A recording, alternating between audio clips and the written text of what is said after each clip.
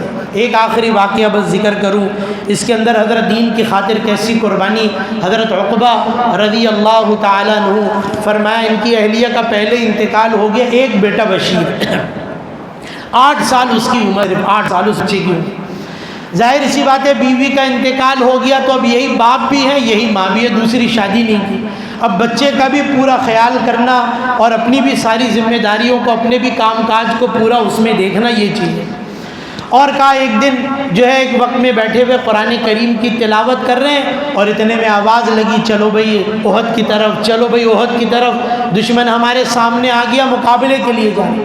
آپ علیہ الصلوۃ والسلام کی طرف سے آواز لگائی جا رہی۔ حضرت عقبہ رضی اللہ تعالیٰ عنہ فرماتے میں تو سوچ میں پڑ گیا کہ ٹھیک ہے یہ آواز تو لگائی جا رہی ہے، جانا تو مجھے بھی چاہیے، میرے سے بھی یہ تقاضے ہیں، لیکن کیسے جاؤں؟ گھر میں میری بیوی نہیں ہے، میرے بچے کی عمر 8 سال ہے، کس کے اوپر اپنے بچے کو چھوڑ کے جاؤں؟ اتنے میں حضرت بشیر ان کا بیٹا، ان کا جو بچہ ہے وہ خود ابا کے پاس آ گیا اور کہا ابا جان کیا ہو گیا؟ یہ آواز لگائی جا رہی کیا آپ نہیں جائیں گے اس کے اندر؟ آپ نہیں جائیں گے جہاد پر؟ آپ نہیں جائیں گے اللہ کے راستے میں؟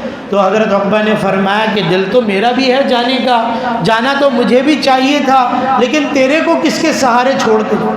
کوئی دیکھنے والا نہیں ہے، تیری دیکھ بھال کون کرے گا؟ اور ہو سکتا ہے میں جاؤں تو میری واپسی بھی نہ ہو، اور پھر اس کے بعد میرے بعد تیری دیکھ بھال کون کرے گا؟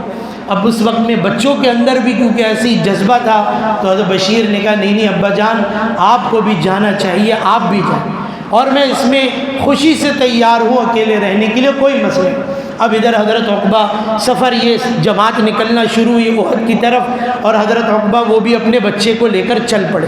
کہا بشیر تو بھی چل میرے ساتھ۔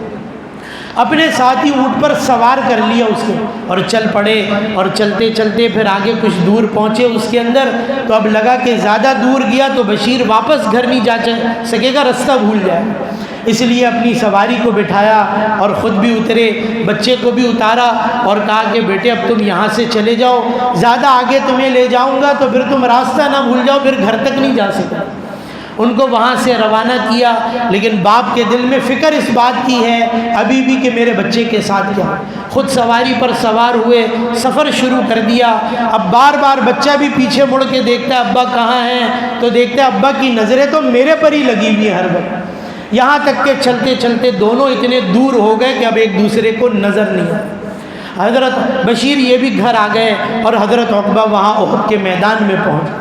حضرت بشیر کہتے ہیں خود اس کے اندر کہ نہ مجھے کپڑوں کا کوئی شوق رہا، ہر وقت اپنے والد کی فکر تھی، کھانا کھانے بیٹھوں طرح طرح کی چیزیں آ جاتی کھانے کے لیے، لیکن کسی کھانے میں مجھے مزہ نہیں آتا۔ رات کو میں سوتا تو بھی ابا مجھے یاد آتے، بے چین رہتا کہ پتہ نہیں میرے ابا کا کیا حال ہے۔ کہ اس وقت میں یہ وقت گزرتا گیا، اور فرمایا اس دوران کچھ عرصے کے بعد مجھے اطلاع ملی کہ وہ جو لشکر گیا تھا احد اب وہ واپس آ رہا ہے۔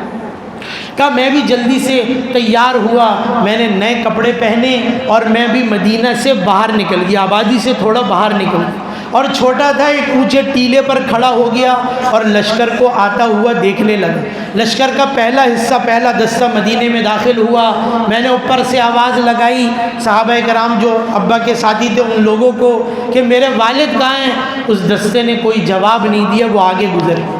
دوسرا دستہ، وہ دوسرا مجمع وہ داخل ہونے لگا مدینے کے اندر، میں نے اوپر ٹیلے سے آواز لگائی اور پوچھا اپنے ابا کے بارے میں، تو اس نے کوئی جواب نہیں دیا، وہ بھی اندر داخل ہو گیا۔ کا تیسرا دستہ داخل ہونے لگا، آپ علیہ الصلاۃ والسلام بھی اس میں شامل ہیں، میں نے پوچھا ان لوگوں سے بھی، انہوں نے کوئی جواب نہیں دیا اس میں، کیونکہ آپ علیہ الصلاۃ والسلام بھی موجود تھے۔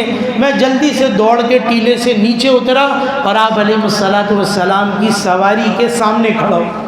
آپ نے اپنی سواری کو روک دیا اور پھر میں نے کہا اللہ کے رسول، بچے تھے، اتنا کوئی لحاظ بھی نہیں تھا، اتنا بات کرنے کا انداز بھی نہیں تھا، فرمایا کہ اللہ کے رسول میرے ابا کہاں ہیں عقبہ، میرے والد صاحب کہاں ہیں؟ آپ علیہ الصلاۃ والسلام نے اپنا سر جھکا لیا اور آپ علیہ الصلاۃ والسلام کے آنکھوں سے آنسو جاری ہو گئے، اور آپ علیہ الصلاۃ والسلام نے فرمایا بشیر تیرے والد اللہ کے راستے میں شہید ہو گئے، میں خود اپنے ہاتھوں سے ان کو دفن کر کے آیا۔